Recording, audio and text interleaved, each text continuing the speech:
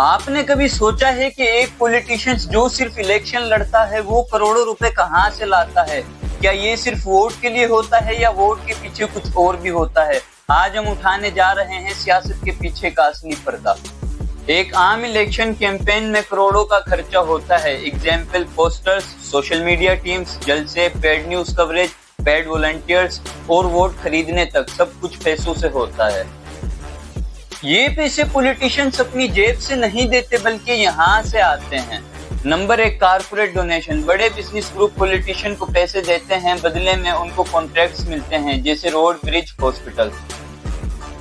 Number 2, real estate mafia. Land grabbers पैसे invest करते हैं, बदले में इलीगल जमीन लीगल करवा लेते हैं।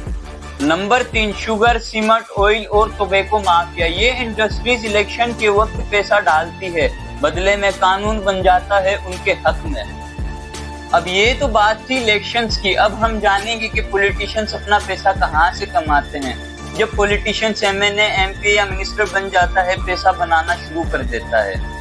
नंबर 1, प्रोजेक्ट्स में कमीशन। हर डेवलपमेंट प्रोजेक्ट में कॉन्ट्रैक्टर को 10 से 30% वापस देना पड़ता है। एग्जाम्पल, अगर 100 करोड़ का रोड प्रोजेक्ट हो तो उसमें से 20 करोड़ कमीशन उस पॉलिटिशियन के पास जाता है। नंबर 2, गवर्नमेंट जॉब्स के रेट्स। ये तो आपको भी पता है, गवर्नमेंट जॉब दिखती है जैसे पुलिस, पट्टेदार, टीचर और दूसरे। इन सब जॉब्स के रेट 5 से 25 लाख होते हैं या इससे भी ज्यादा। पैसा डायरेक्ट पॉलिटिशियन और उसके बंदों के पास जाता है।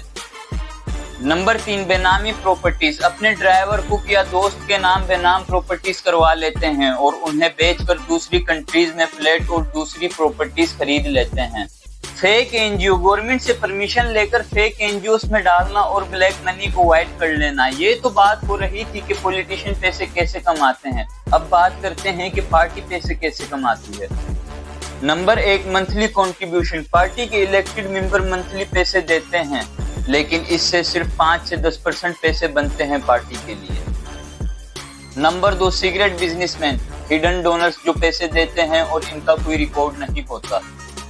नंबर 3, रियल एस्टेट पर कब्जा। पार्टी के लोग कुछ जमीनों पर कब्जा कर लेते हैं जिन्हें छोड़ने के लिए उन्हें करोड़ों रुपए मिलते हैं।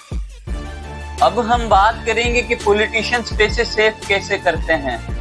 नंबर 1, हवाला सिस्टम, जिसमें पैसे बॉर्डर पर इलीगल तरीके से ट्रांसफर किए जाते हैं। Number 2, shell companies. Fake companies जो सिर्फ पेपर पर होती है, इनके थ्रू भी पैसे वाइट होते हैं।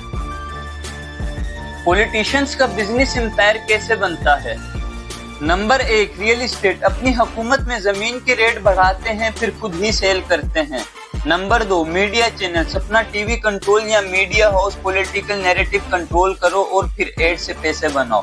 Number 3, contracts and tender. अपनी कंपनीज को टेंडर दिलवाना, नकली कंपटीशन दिखाकर कॉन्ट्रैक्ट्स लेना।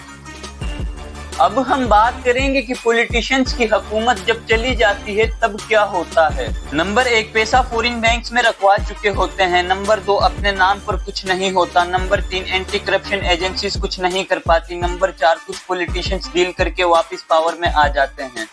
क्या ये सब लीगल है? टेक्निकली ये सब इलीगल है, लेकिन सिस्टम करप्ट है। नेब खुद सियासत है। एफआईए के ऑफिसर्स का भी ट्रांसफर हो जाता है। जुडिशरी के कुछ लोग भी उन्हें प्रोटेक्ट करते हैं। जब सिस्टम ही मिला हुआ हो तो अकाउंटेबिलिटी कैसी? अवाम का किरदार। अवाम वोट देते वक्त पैसे, बिरयानी और ट्रांसपोर्ट के लिए वोट बेच देती है। सॉल्यूशन क्या है? इन सब चीज का क्या हल है? नंबर 1, इलेक्शन कमीशन को इंडिपेंडेंट होना होगा। नंबर 2, पॉलिटिशियन के एसेट पब्लिक होने चाहिए। नंबर 3, एजुकेशन और अवामी अवेयरनेस जरूरी है। सियासत अगर ईमानदारी से की जाए तो मुल्क तरक्की कर सकता है, वरना ये सिर्फ पैसे कमाने का तरीका बन के रह गया है। मिलते हैं एक नेक्स्ट वीडियो में एक नए राज के साथ। तब तक के लिए अल्लाह हाफिज।